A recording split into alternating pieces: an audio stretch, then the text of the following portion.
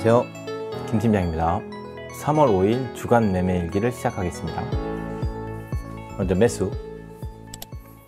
중국 라틴 35, 일본 인버스, ESG 우수기업, 생활소비재 수출주, 2차전지 산업 운송, 2차전지 테마 우선주, 화장품, 포스코, SBI 인베스트먼트, 강원랜드, 동서, 두산중공업, 한국자산신탁, 한국전력, 이렇게 매매를 하고 있습니다. 여기서 좀 특이한 건 포스코가 상승률이 높은데도 매수를 했습니다. 요거는 장기간 매매를 했던 기록이 없던 종목은 매수한다라는 기준이 있어요. 왜 그러냐면 이런 장기간 보유만 하고 있고 매매를 하지 않은 종목이 추가적으로 매수를 하지 않는다면 등락률이나 그런 요소에 대한 편입이 늦기 때문에 제가 매매를 할 때 기록을 하는 기준들이 몇 가지가 있는데 조금 이따가 말씀을 드릴 내용인데, 매매를 할 때 내가 언제 맨 마지막에 이 종목에 대한 매매를 했느냐, 제가 종목이 너무 많다 보니까 엑셀을 이용해서 그런 종목에 대한 자료들을 기록을 하고 있어요. 그 기록하는 것 중에 마지막으로 이 종목을 매매했던 날짜를 기록합니다.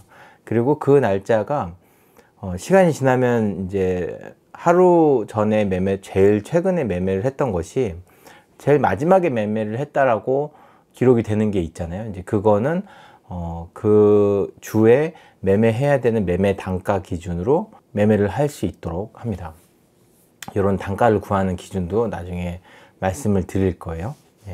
그렇게 해서 포스코는 상승을 하고 있는데도, 그러니까 제가 항상 말씀을 드리는 게 하락을 할 때 매수를 하고 상승을 할 때 매도를 해야 된다, 이런 기준인데, 포스코는 최근에 되게 상승을 하고 있죠.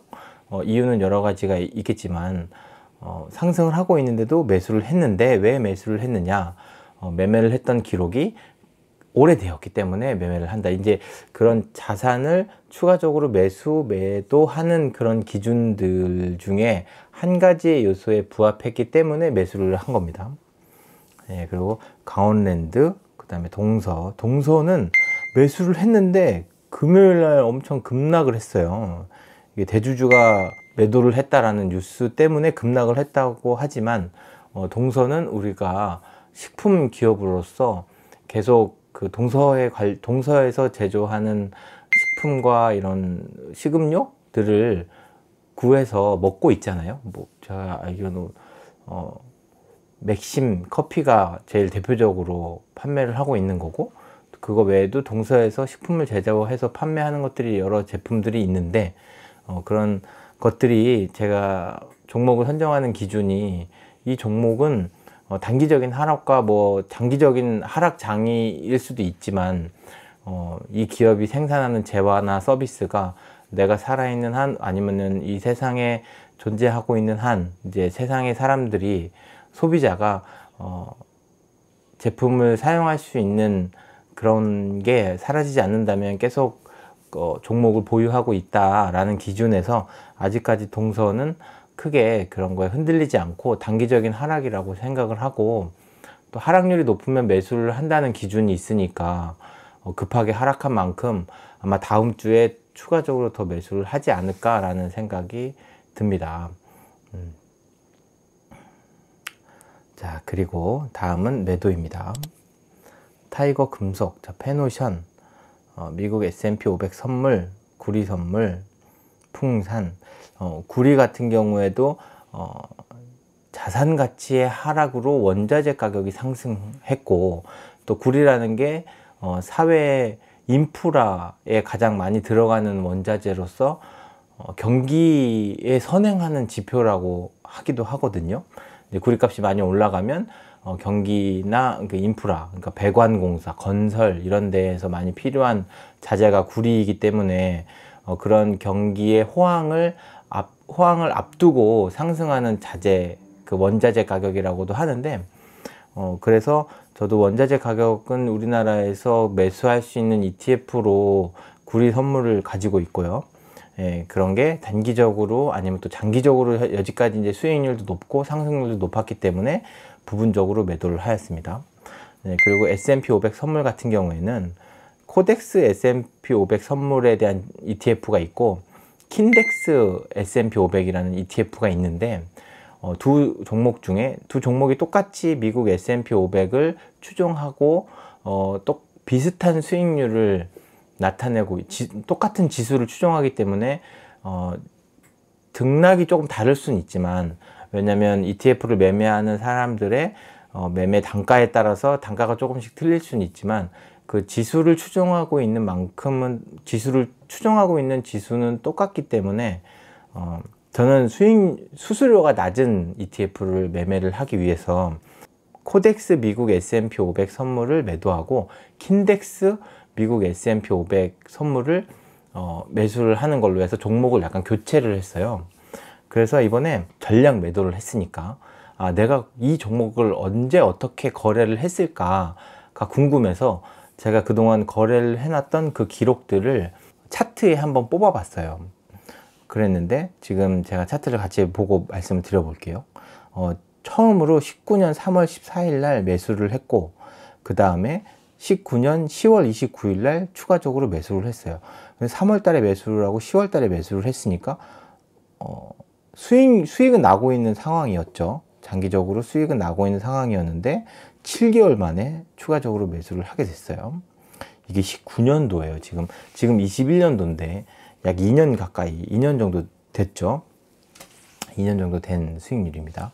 네, 그리고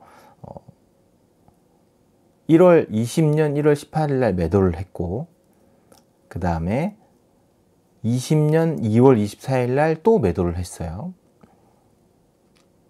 그리고 20년 3월 2일 날 매수를 여기 가까이 보면 하락하다가 반등을 한 그런 날이 있는데, 요날 3월 2일 날 매수를 했어요. 그러고 나서 이제 3월 19일 날 최저점으로 갔다가 4월 3일 날 또 매수를 했습니다. 예, 이제 하락할 때 매수를 한다는 게 여기서 좀 나오죠. 예. 그리고 20년 7월 6일 날 또 매수를 하고, 단기적으로 상승했던 기간이 높았던 9월 4일 날 매도를 하고, 또 하락했던 11월 3일 날 매수를 하고, 매도했던 금액은 16,430원인데 매수했던 금액은 15,865원, 약간 매도했던 금액보다 좀 저렴해졌을 때 매수를 했다는 겁니다. 그리고 이번에 21년 3월 4일 날 18,200원에 전량 매도를 하였습니다. 네. 이렇게 전량 매도를 하고 종목에서 이제 배제되는 종목이 생기면 그동안 매매를 어떻게 했는지에 대해서 이렇게 보여드릴 겁니다. 지금 이 미국 S&P 500 지수 자체가 편입에서 제외된 건, 제가 보유하고 있는 종목에서 제외가 된 게 아니라 같은 지수를 추종하는 ETF인데 수수료가 조금 더 저렴한 쪽으로 옮겨갔다라는 쪽에서 설명을 좀 이해를 해주셨으면 좋겠습니다. 자, 제가 매수를 하는 기준, 매도를 하는 기준 계속 이렇게 영상에서 말씀을 드리는데, 도대체 이 사람이 어떤 걸 기준으로 매수를 하고 매도를 하느냐. 항상 상승할 때 매도하고 하락할 때 매수한다 라고 하는데, 투자를 하면서 어떤 지표나 지수나 뭐 추종해야 되는 것, 이제 미래를, 이제 이 기업을 판단하고 미래를 예측하는 데에 필요한 지수들은 되게 많아요. 뭐 선행하는 지표들을 찾아서 그 지표를 선행하는 것에 맞춰서 매매를 하기도 하고, 내가 그 기업을 어떻게 평가하느냐, 매출이 얼마큼 올라갈지 예측하는 지수를 참고해서 투자를 하는 경우도 있고, 이 주식을 하다 보면, 그러니까 투자를 하다 보면 그런 지표나 지수, 아니면 기준되는 값, 아니면은 동행하는 뭔가 현상에 대한 숫자를 만들어내는 게 되게 습관처럼 된다고 해야 되나요? 그런 걸 생각하게 되어 있어요. 내가 이 기업에 대한 그 근시안점, 그러니까 짧게는 뭐 한 달, 길게는 1년, 또 더 길게는 10년 가까이를 내다볼 수 있는 수치들을 만들어내게 되거든요. 근데 어떤 지표든 지금 현재까지 나와 있는 지표들을 보면 대부분 그 다음에 나와 있는 과거에 대해서 분석하기에는 되게 좋은데 미래를 평가하거나 미래를 예측하기 위한 지표로는 되게 어려워요. 예. 그런 미래를 예측하기 위해서는 내가 무언가 어떤 지수를 찝어야 돼. 예를 들면 확실한 지표, 그 기업에서 정말 팩트를 우리에게 공개해 주는 건 매출과 이익이거든요. 근데 그 매출과 이익은 분기마다 한번 나오잖아요. 그러면 1분기에 나왔던 매출과 그러면 지금 1분기에 매출이 공개되어 있는 시장이라고 하면 그러면 다음 달 아니면 다음 분기 때에는 이 기업이 얼만큼 매출을 일으킬지를 우리가 결국에는 예측을 해야 되는 거예요. 과거의 매출이 어떻게 이루어졌는지를 우리가 보고 분석하는 건 할 수 있지만 자 그럼 과거에까지 돈을 벌었으니까 다음 분기에도 돈을 벌 거야 라고 그냥 결국에는 그것도 예측이잖아요. 사실이 아니잖아요. 그 앞으로 일어날 일들이 어떤 일인지 내가 예측해야 되는 거잖아요. 결국엔 지금 그러니까 그런 예측하는 것들이 뭐 시장 상황, 시장 상황이나 정부의 정책, 그리고 그걸 뭐라 그러지? 트렌드 이런 거에 따라서 시장이 변하니까 내가 투자하고 있는 기업이 과연 어떤 상황에서 변하고 있을까는 결국에는 예측을 해야 되는 건데 저는 예측을 최대한 배제하고 제가 백화점 매매를 하는 이유가 예측하기 싫어서 그 예측을 할 수 없으니까. 예측이라는 거는 신의 영역이라고 하잖아요. 아무리 전문가들 감으로 하면 어느 정도는 그럴 것 같다, 앞으로 여행이 좀 잘 될 것 같고 항공산업이 좀 잘 될 것 같다 라고 생각할 수는 있지만 어떤 종목이 어떻게 얼마까지 어느 정도 올라갈지를 내가 어떻게 예측하냐 이거죠. 그렇게 할 수가 없으니까 모든 종목을 다 매매를 하자. 일단 보유를 하고 있자. 모든 종목을 보유하고 있고 그럼 이 안에서 내가 찾을 수 있는, 대응할 수 있는 지표가 될 수 있는 건 무엇일까? 일단 제가 그 모든 기업을 평균적으로 매수를 한다고 했어요. 비율을 맞춰서. 그리고 그 기업의 매출과 이익 물론 있겠죠. 근데 일단 매출과 이익을 보고 장기적으로 이 기업이 나와 함께 할 수 있고 세상에 존재할 수 있는 기업이라는 판단을 기본적 분석으로 합니다.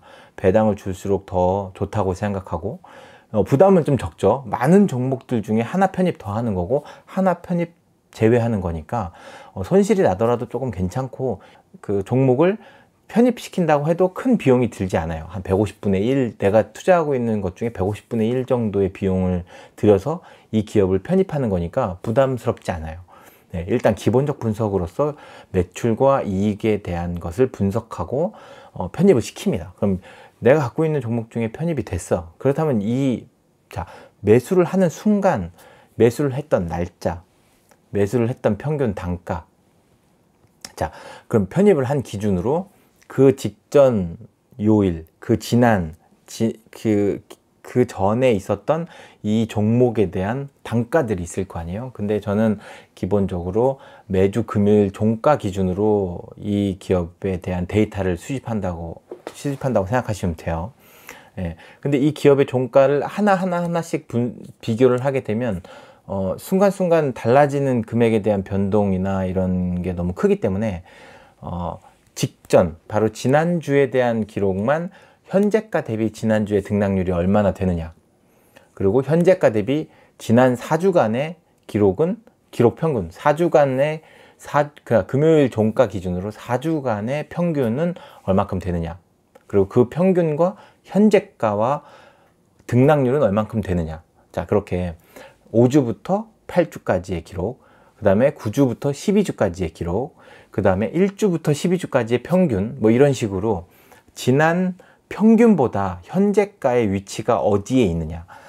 지난 12주 이내의 평균가에서 12주 이내의 평균가가 10,000원이었는데 내가 지금 10,000원이고 내가 지금 11,000원이고 15,000원이고 20,000원이고 막 이렇게 되면 그 평균가 대비 현재가가 얼만큼 위에 있는지가 나타나잖아요. 그러면 나는 이 종목은 이 12주 기간 동안 지금까지의 상승률이 얼마냐, 하락률이 얼마냐를 그 지표 안에서 찾을 수가 있어요. 그 말은 내가 보유하고 있는 종목이 얼만큼 많이 상승했는지 그 상승률을 종목별로 비교를 하는 거예요. 어떤 종목은 상승률이 10%였고 또 어떤 종목은 상승률이 15%였다. 근데 그 평균의 가치가 가치보다, 그러니까 내가 보유하고 있는 종목의 평균보다 상승률이 유달리 높은 종목들이 있어요. 그게 인기 있는 종목들, 그 당시에 뉴스에서 이슈화되고 사람들이 관심 받는 종목들이더라고요. 그리고 거꾸로 하락을 더 많이 하는 종목들이 있어요. 이것도 뉴스에 더 많이 나와요. 하락한 걸로, 사람들이 피하는 종목으로. 그렇지만 나는 기본적으로 그 기업의 기본적인 분석을 했고 지속 가능한 기업이라고 판단을 했던 종목이기 때문에 하락을 많이 했다고 하면 부담 없이 매수를 합니다. 근데 얼마큼 매수를 하느냐도 중요하잖아요. 제가 엑셀을 이 주식 투자를 하면서 너무 잘 활용하고 있는 게 그런 계산들을 되게 잘, 그리고 눈에 띄기 쉽게 정리할 수 있는 툴이 엑셀이더라고요. 제가 시간을 따로 내서 그런 엑셀을 어떻게 정리하는지도 말씀을 드렸으면 좋겠는데 지금은 간단하게 제가 어떤 지표들을 가지고 등락률에 대해서 자꾸 이야기를 하느냐, 근데 그런 등락률에 대한 가중치, 그러니까 퍼센테이지에서도 많은 그런 자료를 뽑을 수가 있어요. 결국에는 과거의 데이터를 가지고 현재 나의 종목의 위치가 어디냐를 판단해서 매수하고 매도를 결정짓는 겁니다. 이렇게 생각하시면 돼요. 지난 12주간의 거래고 내가 종목을 많이 갖고 있으니까 이 종목들 중에, 보유하고 있는 종목들 중에 얼만큼 상승했고 얼만큼 하락했느냐도 중요하고, 보유하고 있는 비중, 내가 전체적으로 보유하고 있는 비중이 낮으면 낮을수록 매수를 합니다. 그래서 보유하고 있는 비중이 낮다는 얘기는 저는 평균적으로 이렇게 투자를 하고 있는데 그거보다 낮으면 추가적으로 매수를 하게 되고, 그리고 그 종목들의 단가가 1원 단위로 다 틀리잖아요. 그리고 부분적으로 매수를 하게 되면 그 평균 매수가는, 그러니까 평균 매수가는 0.1원 막 소수점으로 내려가기도 하겠죠. 그렇다 보면 미세하게 그 보유 비중이 달라집니다. 아무리 똑같이 10만 원씩 산다고 해도 미세하게 그 종목들이 달라지기 때문에 그 보유 비중이 낮은 것들을 기준으로 추가적으로 매수를 하면 얘가 또 보유 비중이 갑자기 높아지잖아요. 높아지면 또 그 중에 제일 낮아지는 비중이 있을 거란 말이에요. 그래서 계속 그 낮아지는 건 매수를 하는 거예요. 근데 매수도 한꺼번에 많이 하는 게 아니라 내가 이 평균 보유 값도 나올 거 아니에요. 이제 150 종목의 평균 보유가에 만약에 10만 원씩 100종목을 매수하고 있지만 그 각각의 단가는 10만 원이 아닐 거 아니에요. 그러면 평균 보유 비중, 그러니까 평균 매수가가 뭐 95,000원, 95,320원 막 이런 식으로 될 거예요. 그러면 평균 매수 단가의 평균 매수가, 평균 투자 금액, 그 종목의 평균 투자 금액의 약 한 20%에서 30% 정도를 매수를 하게 합니다. 그 매수하는 그 금액을 기준으로 잡는 것도 기준에 제가 있어요. 그건 나중에 엑셀을 할 때 또 말씀드릴게요. 되게 나름 그동안의 보유 비중과 그 변동하는 것들에 대한 수치들을 계산을 했을 때 전체적으로 상승하는 종목이 많은 지표다. 그러면 상승을 많이 했으니까 하락할 수 있는 여지도 많은 거잖아요. 그러면 투자 금액을 좀 줄여요. 그리고 그럼 하락을 전체적으로, 다 시장이 전체적으로 하락을 하게 되면 투자를 해야 되는 비용을 좀 늘려. 내가 보유하고 있는 현금에서 몇 퍼센트를 사용해서 투자를 할까를 정하는 거죠. 그게 이제 다 엑셀 수식으로 막 정리를 해가지고 그런 값어치를 정했는데, 그 기초 지수는 내가 보유하고 있는 종목의 지난 12주간의 자료들을 하는 거죠. 12주도 매일매일이 아니라 12주에 매주 금요일 종가 기준으로 금액을 잡았어요. 근데 이거를 매일매일 종가 기준으로 잡아도 됩니다. 그렇게 되면 그 데이터를 쌓는 기간이 작아지겠죠. 그러니까 12주가 아니라 12일간, 12거래일간의 기록으로 등락률을 조사를 하겠지만 150 종목을 매일매일 그거를 업데이트 시키는 것도 보통 일이 아니라서 저는 이제 주말 기준으로 이제 잡고 있습니다. 그렇게 해서 가중치를 두고 또 투자하는 투자금에 대한 것에 대한 분배도 할 수 있고, 이렇게 지난 지표 대비 현재가가 얼만큼 등락률이 높냐에 따라서 투자금, 그 다음에 투자 비중, 그 다음에 최종 거래일, 그리고 최종 거래가, 그리고 전주 대비 등락률, 그러니까 1주부터 4주 평균 등락률, 5주부터 8주 평균 등락률, 9주부터 12주 평균 등락률에 대한 퍼센테이지로 그 매수하고 매도하는 기준을 잡는다는 거. 저는 원래 무조건 평균적으로 매수를 하려고 했었어요.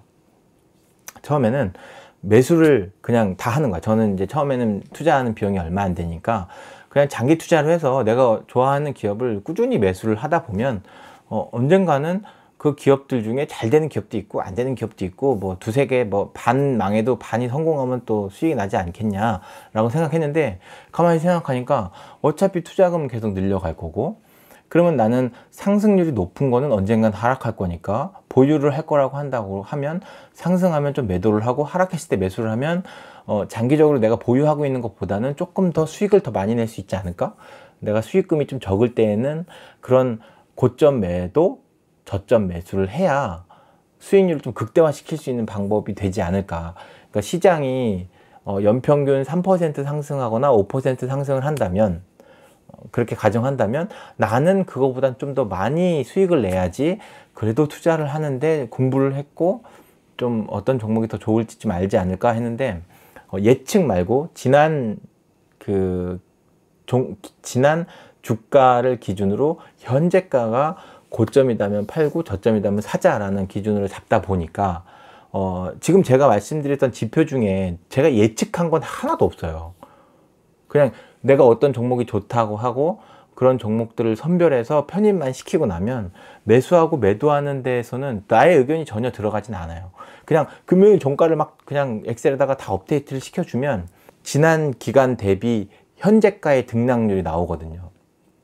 그런 수치들을 계산을 해서 상승하는 종목은 매도하고 하락하는 종목은 매수한다, 이런 기준으로, 그런 기준으로 계속 그 수치들에 대해서 고민을 되게 많이 했어요.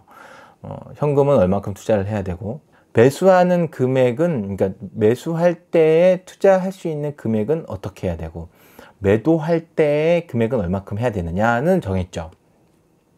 보유 비중의 20%에서 30% 정도를 매도하고, 그러면 매수할 때도 20%에서 30% 정도는 매수를 해야 될 거 아니에요. 근데 상승률이 너무 높으면 이제 매수를 하기가 좀 그런 거죠. 그래서 상승률이 높은 정도에 대한 수치는 어떻게 구할까? 하락률이 높은 정도에 대한 수치는 어떤 값에서 구할까? 상승이 1% 하면 뭐 1점, 2% 하면 2점, 3% 하면 3점, 이렇게 점수를 매기는 거예요.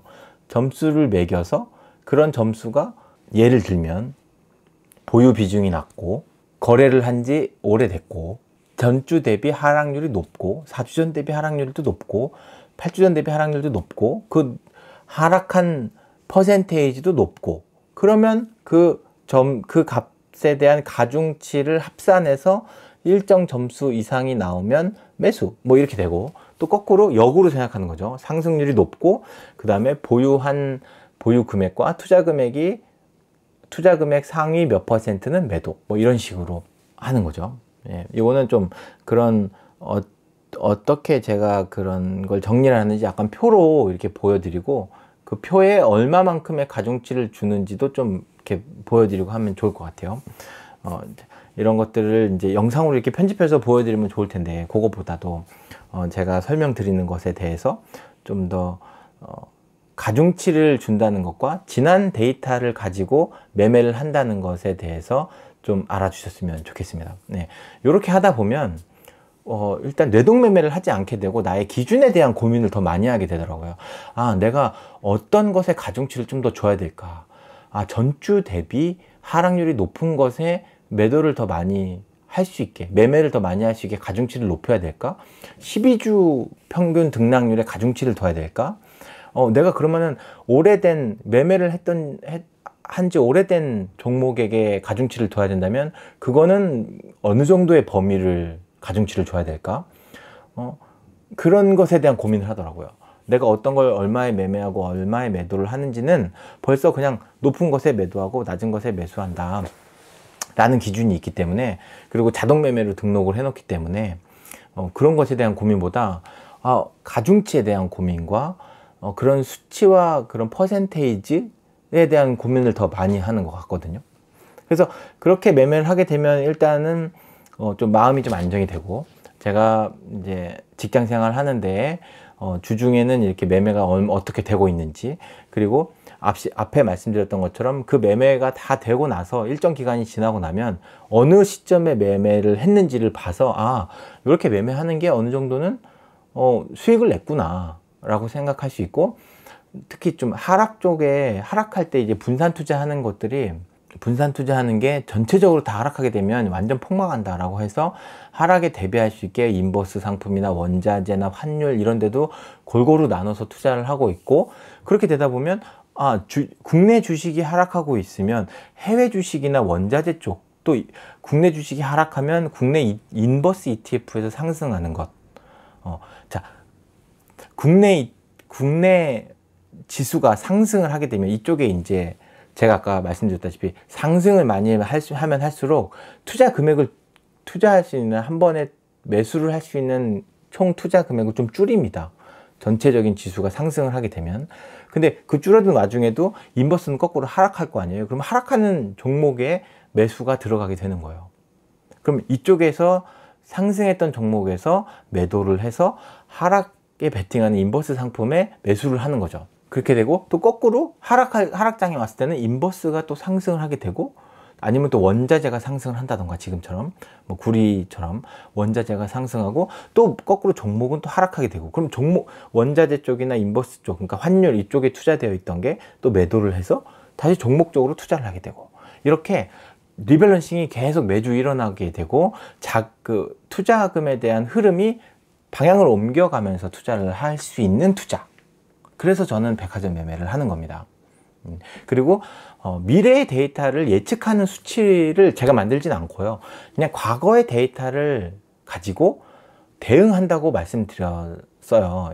이전의 영상에서 저는 대응하는 투자를 합니다. 왜냐하면 모든 데이터는 과거에서 갖고 오니까, 과거에 있는 데이터로 이게 미래를 예측해서 얘가 올라갈 거야, 어떤 예측하는 지수나 지표를 연구를 해갖고 미래는 이렇게 될 겁니다 라고 해서 그쪽에 투자를 해야 됩니다가 아니라, 과거에 내가 투자를 이렇게 했더니 요 종목이 올랐더라, 그럼 올랐으면 좀 팔고, 다 파는 것도 아니에요.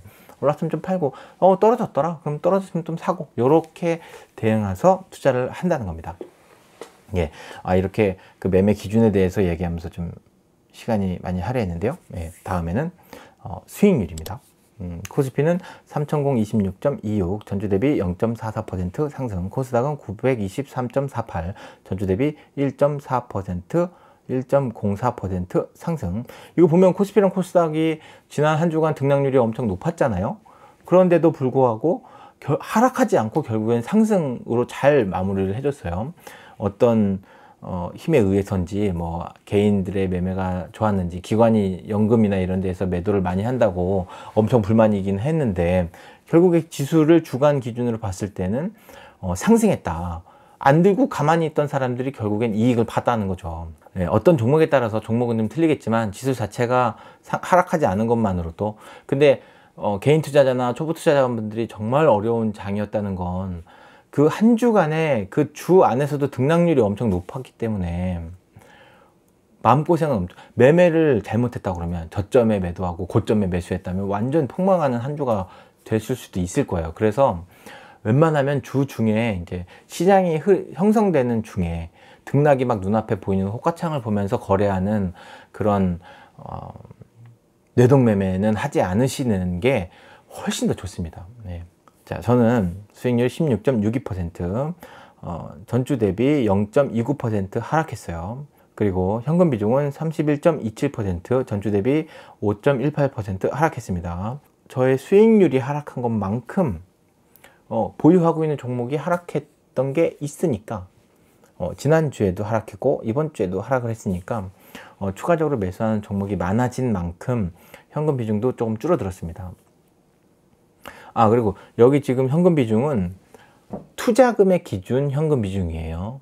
이게 우리가 투자 금액 기준이 있고 평가 금액 기준이 있어요. 투자 금액 기준은 내가 매수한 금액 기준에 대한 그런 퍼센테이지고, 평가금은 매일 매순간 매주 달라지겠죠. 그 종목에 대한 평가 금액들이 달라지니까, 상승하는 종목도 있고 하락하는 종목도 있으니까. 근데 저는 여기에 있는 현금 비중은 투자 금액 비중 현금 비중입니다. 그리고 평가 금액 기준 현금 비중은 그런 그 현금 비중을 이용해서 어떻게 매매를 할지를 또 생각하고 있고요. 현금 비중은 어느 정도는 필요하다고 생각하거든요.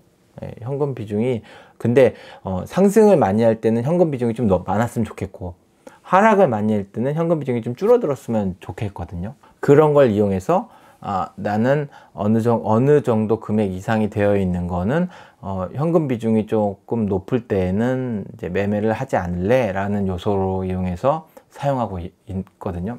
요거는 엑셀을 보면서 설명을 드려야 좀 더 이해하기 쉽게 설명을 드릴 수 있을 것 같아요. 이제 제가 이렇게 영상 편집을 좀 더 공부를 해서 이렇게 엑셀 화면도 같이 이렇게 띄워놓고 이렇게 설명을 드릴 수 있는 때가 빨리 왔으면 좋겠습니다.